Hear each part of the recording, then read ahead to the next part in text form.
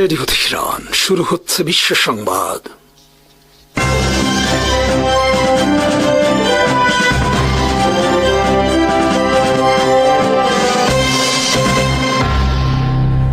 শুরুতেই সংবাদ শিরোনাম। আসসালামু আলাইকুম। ইরানে 24 ঘন্টার মধ্যে হামলা চালাতে পারে যুক্তরাষ্ট্র। কাতার ঘাঁটি থেকে সেনা প্রত্যাহার যুক্তরাষ্ট্র ও ব্রিটেনের। ইসলামিক ন্যাটো নিয়ে বিচলিত ভারত। চলতি সপ্তাহেই তুরস্কে বৈঠক সৌদি আরব, পাকিস্তান, তুরস্ক সেনা কর্মকর্তাদের। গ্রিনল্যান্ডের আশা ছেড়ে দিয়েছে ডেনমার্ক। বার্তা সংস্থা রয়টার্সের খবরে বলা হয়েছে 24 ঘন্টার মধ্যে ইরানে হামলা চালাতে পারে যুক্তরাষ্ট্র। সামরিক সূত্র উল্লেখ করে রয়টার্স লিখেছে, সব লক্ষণ বলছে যুক্তরাষ্ট্র হামলা চালাতে যাচ্ছে ইরানে। যুক্তরাষ্ট্রের একাধিক সেনা কর্মকর্তা ও ইসরায়েলের কর্মকর্তারা বার্তা সংস্থা রয়টার্সকে জানিয়েছেন ডোনাল্ড ট্রাম্প ইরানে হামলা চালাতে যাচ্ছেন। ইউরোপের দুজন উচ্চ পদস্থ কর্মকর্তা বলেছেন আগামী 24 ঘন্টার মধ্যে ইরানে হামলা চালাতে পারে যুক্তরাষ্ট্র। এদিকে কাতার ঘাঁটি থেকে সেনা সরিয়ে নিচ্ছে যুক্তরাষ্ট্র ও ব্রিটেন। ইরানে সম্ভাব্য হামলা সামনে রেখে ঘাঁটি থেকে সেনা প্রত্যাহার করা হচ্ছে বলে জানিয়েছে বিবিসি, সিএনএন, আল জাজিরা সহ বিভিন্ন গণমাধ্যম। যুক্তরাষ্ট্র ও কাতারের কর্মকর্তারা স্বীকার করেছেন কাতার ঘাঁটি থেকে সেনা সরিয়ে নেওয়ার কথা। কাতারের আল উদাইদ ঘাঁটি মধ্যপ্রাচ্যে যুক্তরাষ্ট্রের সবচেয়ে বড় সামরিক ঘাঁটি। এখানে যুক্তরাষ্ট্রের কমপক্ষে 10,000 সেনা মোতায়েন রয়েছে। ব্রিটেনেরও শতাধিক সেনা রয়েছে এখানে। কাতারের অবস্থান পারস্য উপসাগরের মধ্যে। কাতার থেকে ইরানের উপকূলের দূরত্ব মাত্র 100 মাইল। ফলে কাতারের এই মার্কিন ঘাঁটি ইরানের একটি সহজ নিশানায় পরিণত হতে পারে সম্ভাব্য যুদ্ধে। গত জুন মাসে ইরানের বিরুদ্ধে যুক্তরাষ্ট্রের হামলার সময় ইরান হামলা চালিয়েছিল এই ঘাঁটিতে। সৌদি আরব, কাতার, বাহরাইন, সংযুক্ত আরব আমিরাত, ওমান, ইরাক, কুয়েত, তুরস্ক সহ বিভিন্ন দেশে রয়েছে যুক্তরাষ্ট্রের 20টির বেশি শক্তিশালী সামরিক ঘাঁটি। বিবিসির খবরে বলা হয়েছে ইরানের সম্ভাব্য হামলা সামনে রেখে তেহরানে দূতাবাস বন্ধ করেছে ব্রিটেন। সিএনএন এর খবরে বলা হয়েছে যুক্তরাষ্ট্র এবার টোমাহক ক্রুজ মিসাইল ব্যবহার করতে পারে ইরানের বিরুদ্ধে হামলায়। আর এবারের হামলার লক্ষ্য হতে পারে ইরানের সেনা কমান্ড সেন্টার সহ ইসলামিক রেভলিউশনারি গার্ড কর্পস বা আইআরজিসি। তবে হামলার টার্গেট সহ যথাসম্ভব গোপন রেখেছে যুক্তরাষ্ট্র। গত জুন মাসের যুদ্ধে ইরানের পারমাণবিক স্থাপনা ধ্বংসের লক্ষ্যে যুক্তরাষ্ট্র B-2 স্পিরিটের সাহায্যে 14টি বাংকার বাস্টার বোমা হামলা চালায়। ইরানের শীর্ষ নিরাপত্তা কর্মকর্তা আলী লারিজানি বুধবার টেলিফোনে কথা বলেছেন কাতার, তুরস্ক ও সংযুক্ত আরব আমিরাতের পররাষ্ট্রমন্ত্রীদের সাথে। ইরানের পক্ষ থেকে এসব দেশকে বলা হয়েছে তারা যেন চেষ্টা করে যুক্তরাষ্ট্রকে ইরান হামলা থেকে বিরত থাকার জন্য। কারণ যুক্তরাষ্ট্র ইরানে হামলা করলে ইরান বাধ্য হবে মধ্যপ্রাচ্যে থাকা যুক্তরাষ্ট্রের সামরিক ঘাঁটিতে হামলা চালাতে। অপরদিকে বুধবার পাকিস্তানের প্রধানমন্ত্রী শাহবাজ শরীফ টেলিফোনে কথা বলেছেন কাতারের প্রধানমন্ত্রীর সাথে। এ সময় দুই নেতা ইরান ঘিরে মধ্যপ্রাচ্যের পরিস্থিতি ও করণীয় বিষয়ে আলোচনা করেছেন বলে জানিয়েছে পাকিস্তান প্রধানমন্ত্রী অফিসের বিবৃতিতে। পাকিস্তানের ডন পত্রিকার খবরে বলা হয়েছে যুক্তরাষ্ট্র ইরানে হামলা করলে সংকটে পড়বে পাকিস্তান। কারণ পাকিস্তানকে হামলার জন্য নিন্দা জানাতে হবে যুক্তরাষ্ট্রের। বর্তমানে ইরান ও যুক্তরাষ্ট্র উভয়ের সাথে ঘনিষ্ঠ সম্পর্ক রয়েছে ইসলামাবাদের। এ অবস্থায় যুক্তরাষ্ট্র ইরানে হামলা করলে যুক্তরাষ্ট্রের বিরুদ্ধে নিন্দা জানানো নিয়ে উভয় সংকটে পড়বে ইসলামাবাদ। বুধবার ডোনাল্ড ট্রাম্প সাংবাদিকদের বলেছেন ইরানের পক্ষ থেকে তাকে জানানো হয়েছে বিক্ষোভকারীদের হত্যা বন্ধ করা হয়েছে। এছাড়া বিক্ষোভের দায়ে কারো মৃত্যুদণ্ড বাস্তবায়ন করা হবে না। আমি মনে করি এটা খুব ভালো একটি সিদ্ধান্ত তারা নিয়েছে। আমরা দেখতে চাই ইরান এ কথা রাখে কিনা। তবে ইরানে হামলার সম্ভাবনা তিনি নাকচ করেননি। কারণ আন্তর্জাতিক বিভিন্ন গণমাধ্যমের খবরে বলা হয়েছে ইরানে বিক্ষোভকারীদের হত্যা অব্যাহত রয়েছে। নিহতের সংখ্যা ছাড়িয়েছে 3,000। গ্রিনল্যান্ডের আশা ছেড়ে দিয়েছে ডেনমার্ক ও গ্রিনল্যান্ড সরকার। বুধবার ডেনমার্ক ও গ্রিনল্যান্ডের পররাষ্ট্রমন্ত্রী হোয়াইট হাউস সফর করেন এবং বৈঠক করেন ট্রাম্প প্রশাসনের কর্মকর্তাদের সাথে। বৈঠক শেষে ডেনমার্কের পররাষ্ট্রমন্ত্রী লারুস লোকি রাসমসেন সাংবাদিকদের বলেন, গ্রিনল্যান্ড দখল না করার বিষয়ে আমরা আমেরিকান কর্মকর্তাদের রাজি করাতে পারিনি। এটা এখন পরিষ্কার যে যুক্তরাষ্ট্র গ্রিনল্যান্ড দখল করতে যাচ্ছে। গ্রিনল্যান্ড ডেনমার্কের স্বায়ত্তশাসিত এলাকা এবং ডোনাল্ড ট্রাম্প দ্বীপটিকে নিরাপত্তার কারণ দেখিয়ে দখলের ঘোষণা দিয়েছেন। ট্রাম্পের দাবি গ্রিনল্যান্ডের উপর দিয়ে রাশিয়া তাদের দেশে সহজে হামলা চালাতে পারে ভবিষ্যতে। তাই গ্রিনল্যান্ড দখলে নিলে সেখানে বড় ধরনের সামরিক ঘাঁটি স্থাপন করা হবে। অন্যথায় দ্বীপটি দখলে নেবে চীন ও রাশিয়া। তাছাড়া গ্রিনল্যান্ড ঘিরে বিশাল সমুদ্র এলাকায় রয়েছে বিপুল পরিমাণ জ্বালানি ও দুষ্প্রাপ্য অনেক খনিজ সম্পদ। সৌদি আরব, পাকিস্তান, তুরস্ক সম্ভাব্য ইসলামিক ন্যাটো নিয়ে বিচলিত হয়ে পড়েছে ভারত। সম্ভাব্য এই জোট শেষ পর্যন্ত কতদূর সম্প্রসারিত হতে পারে তা নিয়ে নানা ধরনের বিশ্লেষণ করছে নয়াদিল্লি। গত সেপ্টেম্বর মাসে পাকিস্তান সৌদি আরব শক্তিশালী এক নিরাপত্তা চুক্তি করে। ন্যাটো আদলে করা এই চুক্তিতে বলা হয়েছে, কোনো এক দেশ যদি তৃতীয় কোনো দেশ আক্রমণ করে তাহলে সেটা উভয় দেশের উপর আক্রমণ হিসেবে গণ্য হবে এবং উভয় দেশ মিলে আক্রমণকারী শত্রু রাষ্ট্রের বিরুদ্ধে যুদ্ধ করবে। বর্তমানে পাকিস্তান, সৌদি আরব এই নিরাপত্তা জোটের সদস্য হতে চলছে তুরস্ক। ফলে সম্ভাব্য এই ত্রিদেশীয় নিরাপত্তা জোটকে আন্তর্জাতিক বিভিন্ন গণমাধ্যমে ইসলামী ন্যাটো হিসেবে আখ্যায়িত করা হয়েছে। শুধু তাই নয়, ইসলামিক এই ন্যাটোতে বাংলাদেশ, কাতার সহ আরও অনেক মুসলিম দেশ যুক্ত হওয়ার সম্ভাবনা দেখা দিয়েছে। এর ফলে ইসলামিক ন্যাটো নিয়ে বর্তমানে গভীর উদ্বিগ্ন ভারত। ভারতের সংবাদপত্রের খবরে বলা হয়েছে, সৌদি আরবের অর্থ পাকিস্তানের পারমাণবিক বোমা ও মিসাইল আর তুরস্কের আধুনিক অস্ত্র প্রযুক্তি মিলে বড় ধরনের শক্তিশালী জোটে পরিণত হতে পারে ইসলামিক ন্যাটো, যা নয়াদিল্লির জন্য হুমকি হিসেবে দেখা দিতে পারে। আনন্দবাজারের খবরে উদ্বেগের সাথে বলা হয়েছে, বর্তমানে সৌদি আরব, পাকিস্তান ও তুরস্কের কর্মকর্তাদের মধ্যে নিবিড় যোগাযোগ চলছে ইসলামিক ন্যাটো গঠনের লক্ষ্যে। আর চলতি সপ্তাহেই তুরস্কের প্রথমবার বৈঠকে বসতে যাচ্ছেন 3 দেশের উচ্চপদস্থ নৌ কর্মকর্তারা। কলকাতার আনন্দবাজারের খবরে বলা হয়েছে, পাকিস্তান তাদের পারমাণবিক বোমাকে কুমির ছানা হিসেবে ব্যবহার করছে বিভিন্ন মুসলিম দেশকে নিরাপত্তা দেওয়ার ক্ষেত্রে। পাকিস্তান তাদের পারমাণবিক শক্তিকে কাজে লাগিয়ে বিভিন্ন মুসলিম দেশকে তাদের নিরাপত্তা বলয়ে আনার জন্য বর্তমানে উঠে পড়ে লেগেছে। আর এক্ষেত্রে ইতিমধ্যে বেশ সাফল্য পেয়েছে ইসলামাবাদ। সৌদি আরবের সাথে নিরাপত্তা চুক্তির পরপরই সৌদি আরবের কাছে $2 বিলিয়ন ঋণকে তারা নিরাপত্তা সহযোগিতার মধ্যে অন্তর্ভুক্ত করেছে। তবে পারমাণবিক বোমার পাশাপাশি পাকিস্তানের রয়েছে শক্তিশালী মিসাইল ব্যবস্থা। অপরদিকে তুরস্কের রয়েছে আধুনিক অস্ত্র প্রযুক্তি ও বিশাল সৈন্যবাহিনী। দক্ষিণ এশিয়া, পশ্চিম এশিয়া এবং আফ্রিকায় বর্তমানে আধিপত্য বিস্তারের চেষ্টা করছে তুরস্ক। আর তাই তুরস্ক খুবই আগ্রহী সৌদি পাকিস্তান প্রতিরক্ষা চুক্তিতে যুক্ত হওয়ার জন্য এবং একে সম্প্রসারণ বিষয়ে। তুরস্ক একই সাথে ন্যাটোর গুরুত্বপূর্ণ সদস্য এবং যুক্তরাষ্ট্রের পর ন্যাটোর দ্বিতীয় বৃহত্তম সামরিক বাহিনী রয়েছে তুরস্কের। পাকিস্তানের সাথে রয়েছে দেশটির নিবিড় সামরিক সম্পর্ক। তুরস্ক তাদের অত্যাধুনিক ড্রোন সহ 5ম প্রজন্মের যুদ্ধ বিমান প্রকল্পে উভয় দেশকে অংশগ্রহণের আমন্ত্রণ জানিয়েছে। বিশ্লেষকদের মতে 3 দেশের মধ্যে ন্যাটো আদলে সামরিক জোট হলে সেটা সব দিক দিয়ে খুবই একটি শক্তিশালী আর কার্যকর জোটে পরিণত হবে। তবে আনন্দবাজার পত্রিকা বেশ আনন্দের সাথে লিখেছে, ত্রিদেশীয় এ জোট খুব বেশি সম্প্রসারণের সুযোগ নেই, কারণ 57টি মুসলিম দেশের মধ্যে রয়েছে শিয়া সুন্নির বিভেদ। অনেক দেশ চরম দরিদ্র। Pakistan, Syria, Iraq, Yemen, Afghanistan সহ বিভিন্ন দেশে রয়েছে সন্ত্রাসবাদের সমস্যা। অনেক দেশ সামরিক শক্তিতে একেবারেই দুর্বল। তাছাড়া যে কারণে মুসলিম দেশগুলোর সংগঠন ওআইসি কার্যকর হয়ে উঠতে পারেনি, সেই একই কারণে ইসলামিক ন্যাটোতে খুব বেশি দেশ অন্তর্ভুক্ত হবে না। মধ্যপ্রাচ্যে নতুন করে উত্তেজনা বাড়ছে। যুক্তরাষ্ট্র ও ইরানের মধ্যকার সম্পর্ক আবারও সংঘাতের আশঙ্কা ঘিরে ধরেছে পুরো অঞ্চলকে। এই প্রেক্ষাপটে কাতারের একটি গুরুত্বপূর্ণ মার্কিন বিমান ঘাঁটি থেকে কিছু সামরিক ও বেসামরিক কর্মী প্রত্যাহার শুরু করেছে যুক্তরাষ্ট্র, যা সম্ভাব্য নিরাপত্তা ঝুঁকি সম্পর্কে ওয়াশিংটনের উদ্বেগকে স্পষ্টভাবে তুলে ধরছে। বিশ্লেষকদের মতে এটি সরাসরি ইরানকে ঘিরে নতুন করে সামরিক উত্তেজনার ইঙ্গিত দিচ্ছে এবং একই সঙ্গে উপসাগরীয় অঞ্চলে মার্কিন স্বার্থ ও ঘাঁটিগুলোর নিরাপত্তা নিয়ে নতুন করে হিসাব নিকেশ শুরু হয়েছে। এর মধ্যেই সাময়িকভাবে আংশিক বন্ধ থাকার পর ইরান তাদের আকাশ সীমা আবার খুলে দিয়েছে। ফ্লাইট ট্র্যাকিং তথ্য অনুযায়ী আন্তর্জাতিক ও আঞ্চলিক বেশ কয়েকটি বিমান তেহরানের দিকে যাত্রা করেছে, যা বোঝাচ্ছে যে অন্তত বেসামরিক বিমান চলাচলের ক্ষেত্রে পরিস্থিতি কিছুটা স্বাভাবিক করার চেষ্টা চলছে। তবে সামরিক ও রাজনৈতিক অনিশ্চয়তা পুরোপুরি কাটেনি। একই সময়ে ইরানের অভ্যন্তরীণ পরিস্থিতিও ধীরে ধীরে বদলাচ্ছে। গত কয়েক সপ্তাহ ধরে দেশ জুড়ে যে তীব্র বিক্ষোভ চলছিল তা এখন অনেকটাই স্তিমিত হয়েছে। এই আন্দোলন মূলত রাজনৈতিক দমননীতি, অর্থনৈতিক সংকট, মূল্যস্ফীতি এবং নাগরিক অধিকারের প্রশ্নে ক্ষোভ থেকে জন্ম নিয়েছিল। বিক্ষোভ দমনে নিরাপত্তা বাহিনীর কঠোর পদক্ষেপ দেশটির ভেতরে এবং বাইরে ব্যাপক সমালোচনার জন্ম দেয়। ইরান সরকার এখনও কোনো আনুষ্ঠানিক বা চূড়ান্ত মৃত্যুর সংখ্যা প্রকাশ করেনি, তবে কর্তৃপক্ষ স্বীকার করেছে যে সংঘর্ষ ও সহিংসতায় নিরাপত্তা বাহিনীর 100 জনের বেশি সদস্য নিহত হয়েছেন। অন্যদিকে বিরোধী গোষ্ঠী ও সরকার বিরোধী কর্মীদের দাবি নিহতের প্রকৃত সংখ্যা এর চেয়ে অনেক বেশি এবং এতে 1000-এরও বেশি বিক্ষোভকারী প্রাণ হারিয়েছেন।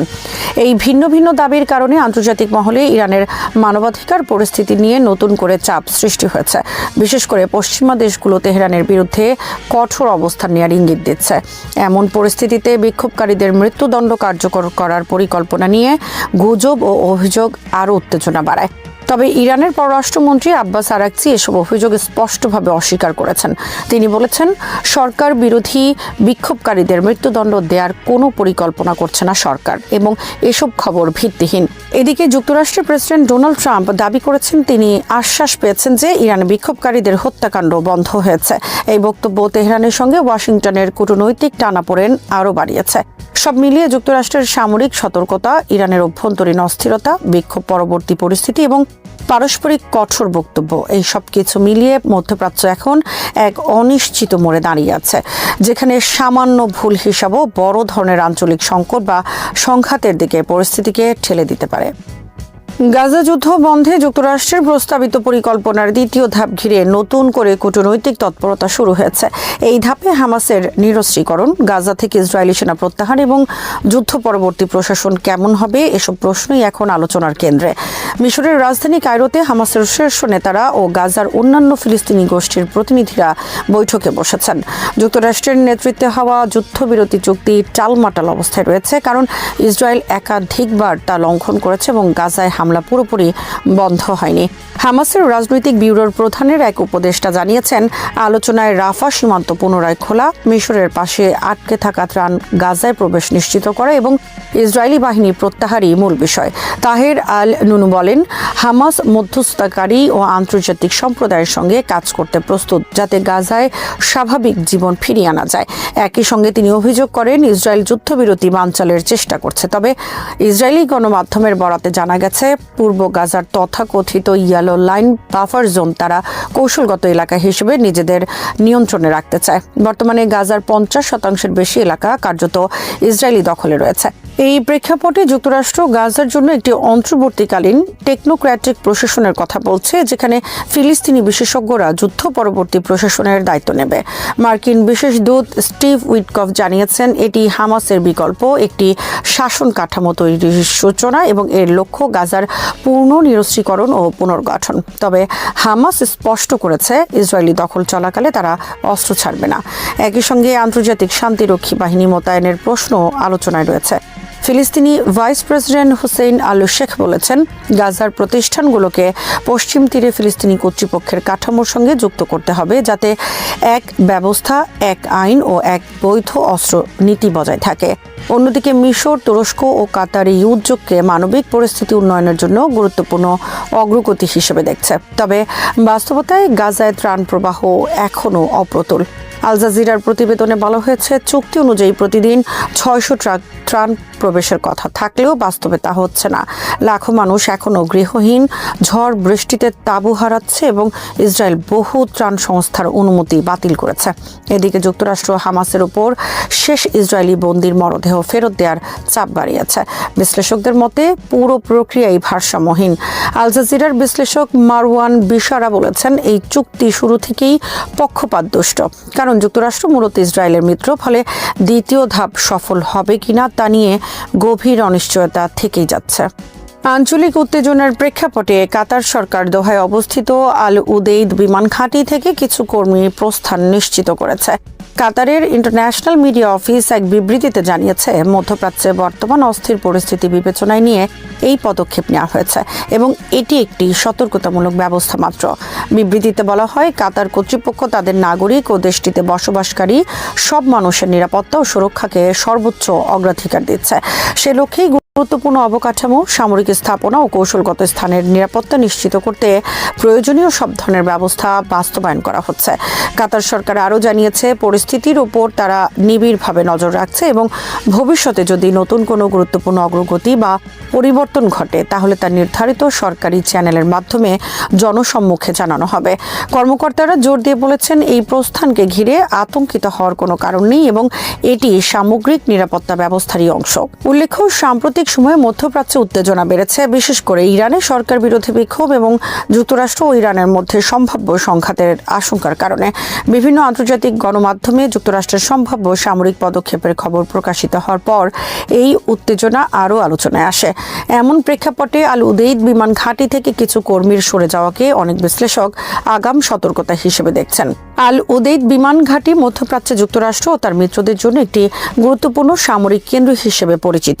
এই ঘাঁটি থেকে মধ্যপ্রাচ্যের বিভিন্ন অঞ্চলে পরিচালিত সামরিক ও নজরদারি কার্যক্রম সমন্বয় করা হয়। ফলে আঞ্চলিক উত্তেজনা বাড়লে নিরাপত্তাজনিত কারণে এমন পদক্ষেপ নেওয়া স্বাভাবিক বলে মনে করছেন পর্যবেক্ষকরা। কাতার সরকারের ভাষ্য অনুযায়ী দেশটির নিরাপত্তা ও স্থিতিশীলতা বজায় রাখতে তারা সব সময় প্রস্তুত রয়েছে এবং বর্তমান পরিস্থিতিতেও সেই নীতির ব্যতিক্রম হয়নি। ইরানের পররাষ্ট্রমন্ত্রী আব্বাস আরাকচি বলেছেন, ইসরায়েল বরাবরই যুক্তরাষ্ট্রকে নিজেদের হয়ে যুদ্ধ করতে টেনে আনার চেষ্টা করে আসছে এবং এবারে তারা প্রকাশ্যে সেই কথা স্বীকার করছে। বুধবার সামাজিক যোগাযোগ মাধ্যমে এক্সে দেয়া এক পোস্টে তিনি এই মন্তব্য করেন।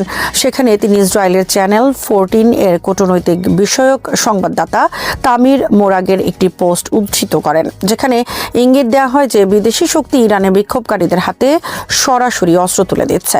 আরাকচির দাবি, ইরানের রাস্তায় যে রক্ত ঝরছে তার পেছনে ইসরায়েলের প্রত্যক্ষ ভূমিকা রয়েছে এবং বিক্ষোভকারীদের অস্ত্র দেওয়ার কারণে শত শত মানুষের মৃত্যু হয়েছে। তিনি বলেন, পরিস্থিতিতেও সেই নীতির ব্যতিক্রম হয়নি।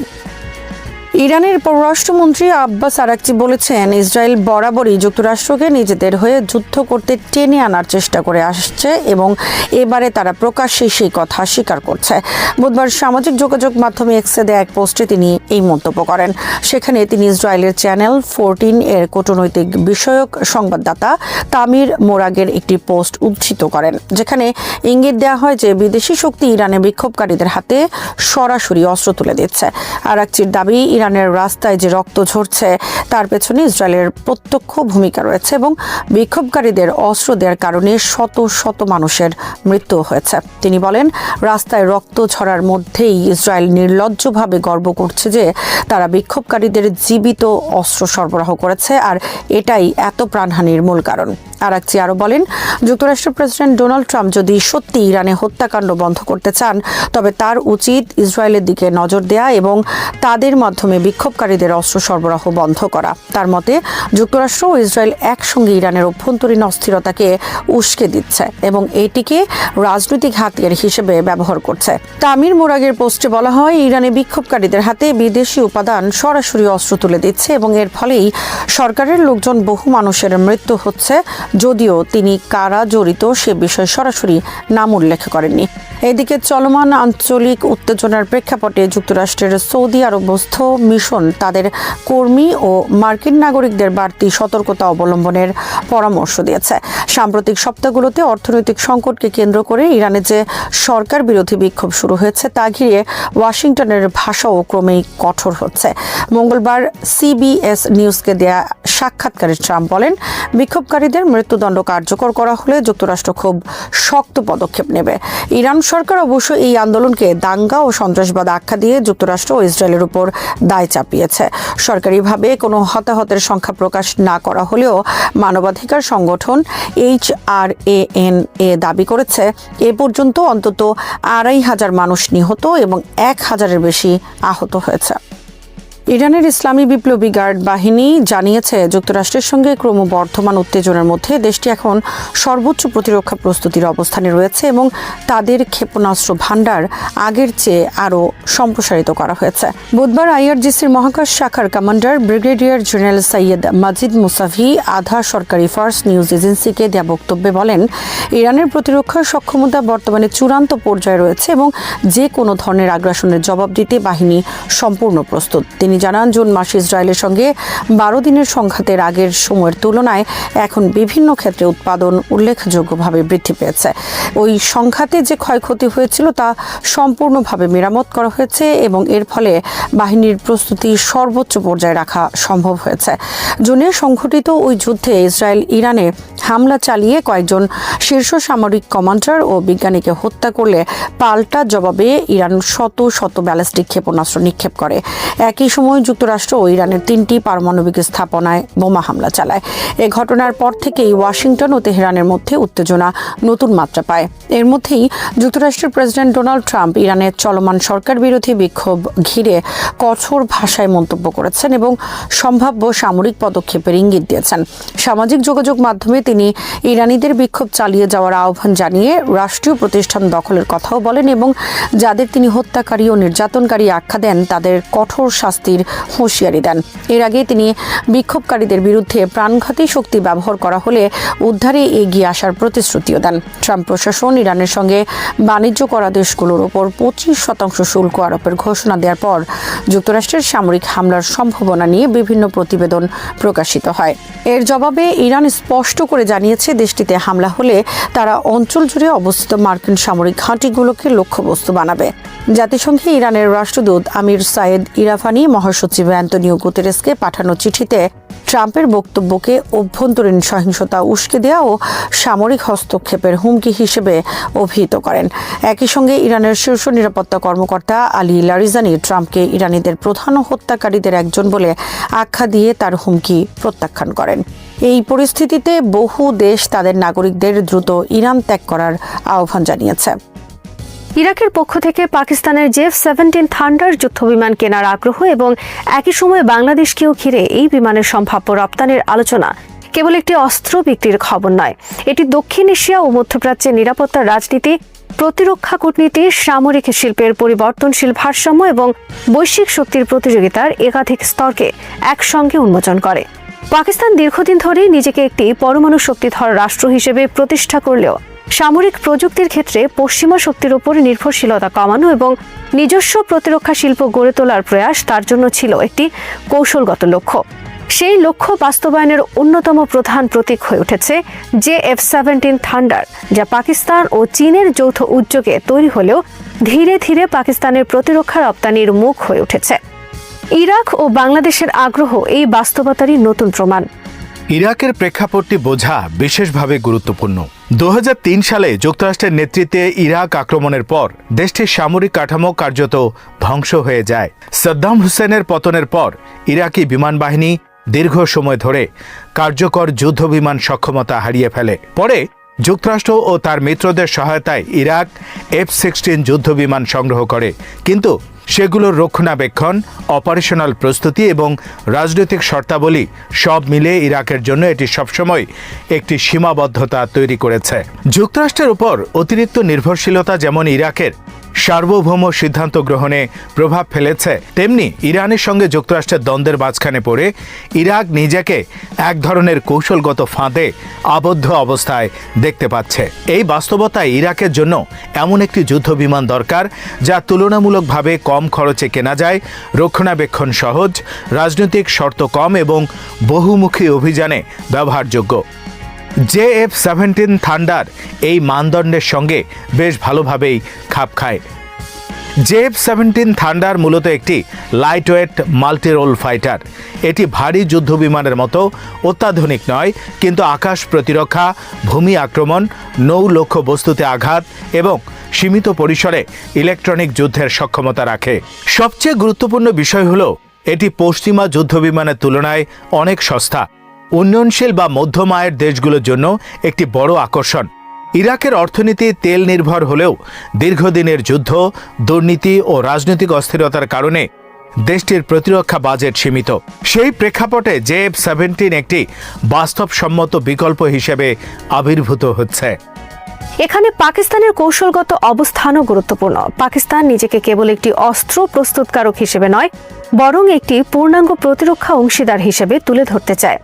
পাকিস্তান বিমান বাহিনীর প্রশিক্ষণ ব্যবস্থা, পাইলট তৈরি, গ্রাউন্ড ক্রু প্রশিক্ষণ এবং দীর্ঘমেয়াদী রক্ষণাবেক্ষণ সহায়তা এই সবকিছু একসঙ্গে প্যাকেজ আকারে দেওয়ার সক্ষমতা পাকিস্তান তৈরি করেছে। ইরাকি বিমান বাহিনীর প্রধানের পক্ষ থেকে পাকিস্তানের ওয়ার্ল্ড ক্লাস ট্রেনিং প্রোগ্রামের প্রশংসা এবং সেই সুবিধা নেওয়ার আগ্রহ প্রকাশ আসলে এই প্যাকেজ ডিপ্লোমেসির স্বীকৃতি। অর্থাৎ পাকিস্তান শুধু বিমান বিক্রি করতে চায় না, তারা দীর্ঘমেয়াদী সামরিক সম্পর্ক গড়ে তুলতে চায়, যা ভবিষ্যতে রাজনৈতিক ও কূটনৈতিক প্রভাবও তৈরি করতে পারে। চীনের ভূমিকা এখানে নীরব কিন্তু অত্যন্ত তাৎপর্যপূর্ণ। JF-17 প্রকল্পের শুরু থেকেই চীন পাকিস্তানের সঙ্গে আছে। চীনের জন্য এটি একদিক থেকে তার সামরিক প্রযুক্তির পরীক্ষাগার, অন্যদিকে তার প্রতিরক্ষা রপ্তানির একটি পরোক্ষ মাধ্যম। অনেক দেশ সরাসরি চীনা যুদ্ধ বিমান কিনতে রাজনৈতিক বা কৌশলগত কারণে দ্বিধায় পড়ে, কিন্তু পাকিস্তানের মাধ্যমে তৈরি একটি যৌথ প্রকল্প তাদের কাছে তুলনামূলকভাবে গ্রহণযোগ্য হতে পারে। ইরাকের ক্ষেত্রে এটি বিশেষভাবে প্রযোজ্য, কারণ দেশটি একদিকে যুক্তরাষ্ট্রের সঙ্গে সম্পর্ক রাখতে চায়, অন্যদিকে ইরান ও চীনের সঙ্গেও ভারসাম্য বজায় রাখতে চায়। JF-17 কেনা মানে সরাসরি চীনের সঙ্গে একটি বড় অস্ত্র চুক্তিতে যাওয়া নয়, আবার যুক্তরাষ্ট্রের একচেটিয়া প্রভাব থেকেও কিছুটা বেরিয়ে আসা। বাংলাদেশের প্রসঙ্গটি আবার ভিন্ন হলেও একই সূত্রে গাঁথা। বাংলাদেশ বিমান বাহিনী দীর্ঘদিন ধরে একটি রূপান্তরের মধ্য দিয়ে যাচ্ছে। MiG-29 মতো পুরনো রুশ যুদ্ধ বিমান, চীনা F-7 মতো পুরনো প্ল্যাটফর্ম এবং সীমিত সংখ্যক আধুনিক সিস্টেম, এই মিশ্র বহর পরিচালনা করা বাংলাদেশের জন্য চ্যালেঞ্জ। রক্ষণাবেক্ষণ ব্যয় বেশি, খুচরা যন্ত্রাংশের সমস্যা এবং বিভিন্ন উৎসের প্রযুক্তি, একসঙ্গে ব্যবস্থাপনার জটিলতা, সব মিলিয়ে বিমান বাহিনী একটি সমন্বিত ও টেকসই সমাধান খুঁজছে। এই প্রেক্ষাপটে JF-17 একটি সম্ভাব্য বিকল্প হিসেবে সামনে আসছে। বাংলাদেশের আগ্রহের একটি বড় দিক হল রক্ষণাবেক্ষণ ও কারিগরি সহায়তা। বাংলাদেশ বিমান বাহিনীর বহরের বড় একটি অংশই বয়সের ভারে ন্যূজ্য। নতুন বিমান কেনার পাশাপাশি পুরনো বিমানের জীবনকাল বাড়ানো, রাডার ও এয়ার ডিফেন্স সিস্টেম আধুনিকীকরণ, এই সবকিছুই এখন জরুরি হয়ে উঠেছে।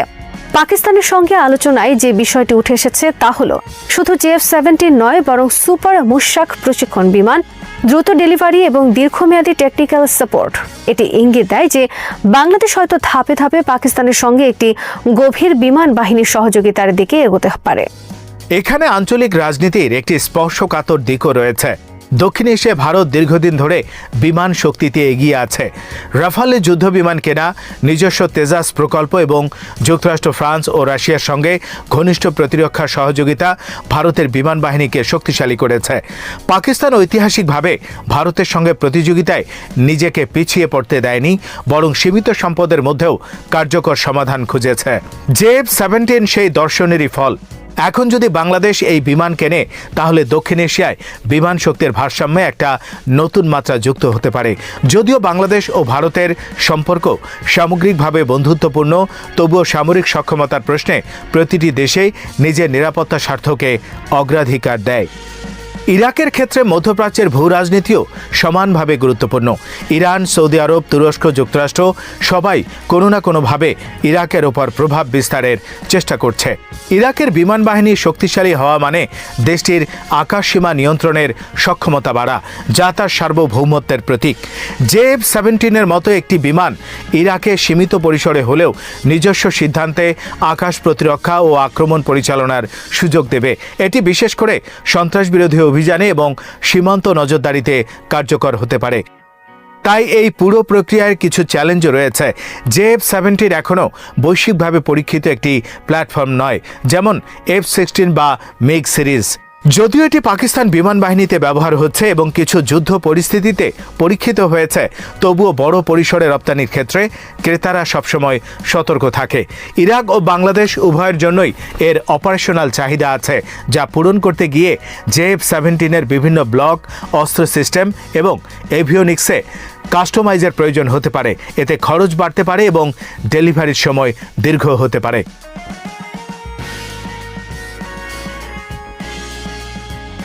আরেকটি বড় প্রশ্ন হলো যুক্তরাষ্ট্রের প্রতিক্রিয়া। ইরাক এখনো মার্কিন সামরিক সহায়তার উপর নির্ভরশীল। যদি ইরাক বড় আকারে পাকিস্তান বা চীন সম্পৃক্ত যুদ্ধ বিমান কেনে, তাহলে ওয়াশিংটন কিভাবে প্রতিক্রিয়া দেখাবে তা স্পষ্ট নয়। একইভাবে বাংলাদেশও যুক্তরাষ্ট্র ও ইউরোপের সঙ্গে সম্পর্ক বজায় রাখতে চায়। যদিও JF-17 কেনা মানে সরাসরি কোনো পশ্চিমা নিষেধাজ্ঞা ভাঙা নয়, তবু প্রতিরক্ষা কেনাকাটায় ভূ রাজনৈতিক বার্তা সবসময় থাকে। পাকিস্তানের জন্য এই সম্ভাব্য চুক্তিগুলো অর্থনৈতিক ও রাজনৈতিক দুই দিক থেকেই গুরুত্বপূর্ণ। প্রতিরক্ষা রপ্তানি বাড়ানো মানে বৈদেশিক মুদ্রা অর্জন, যা পাকিস্তানের অর্থনীতির জন্য অত্যন্ত প্রয়োজন। একই সঙ্গে এটি পাকিস্তানের আন্তর্জাতিক ভাবমূর্তি বদলাতে সাহায্য করে। একটি নিরাপত্তা ভোক্তা রাষ্ট্র থেকে নিরাপত্তা প্রদানকারী রাষ্ট্রে রূপান্তরের ইঙ্গিত দেয়। ইরাক ও বাংলাদেশের মতো দেশগুলোর সঙ্গে সামরিক সহযোগিতা পাকিস্তানকে মুসলিম বিশ্বের মধ্যে একটি গুরুত্বপূর্ণ সামরিক অংশীদার হিসেবে প্রতিষ্ঠিত করতে পারে। সব মিলিয়ে ইরাকের JF-17 কেনার আগ্রহ এবং বাংলাদেশের সম্ভাব্য ক্রয় পরিকল্পনা একটি বৃহত্তর প্রবণতার অংশ। বিশ্বে এখন এমন অনেক দেশ আছে যারা অত্যাধুনিক কিন্তু অত্যন্ত ব্যয়বহুল যুদ্ধবিমানের বদলে কার্যকর, তুলনামূলক সস্তা এবং রাজনৈতিকভাবে কম ঝুঁকিপূর্ণ বিকল্প খুঁজছে। JF-17 সেই শূন্যস্থান পূরণের চেষ্টা করছে। এটি কতটা সফল হবে তা নির্ভর করবে পাকিস্তানের প্রযুক্তিগত আপগ্রেড, সময় মতো ডেলিভারি, বিক্রয়োত্তর সহায়তা এবং আন্তর্জাতিক রাজনীতির পরিবর্তনশীল বাস্তবতার উপর। তবে এতটুকু নিশ্চিতভাবে বলা যায়, এই আলোচনা এবং আগ্রহের মধ্য দিয়ে পাকিস্তান, ইরাক ও বাংলাদেশ তিনটি দেশই তাদের নিজ নিজ নিরাপত্তা ও কূটনৈতিক অবস্থান নতুনভাবে সংজ্ঞায়িত করার পথে এক ধাপ এগিয়েছে। শ্রোতা বন্ধুরা, বিশ্ব সংবাদে এই ছিল আমাদের সর্বশেষ আয়োজন। সঙ্গে থাকার জন্য আপনাদের সবাইকে অসংখ্য ধন্যবাদ।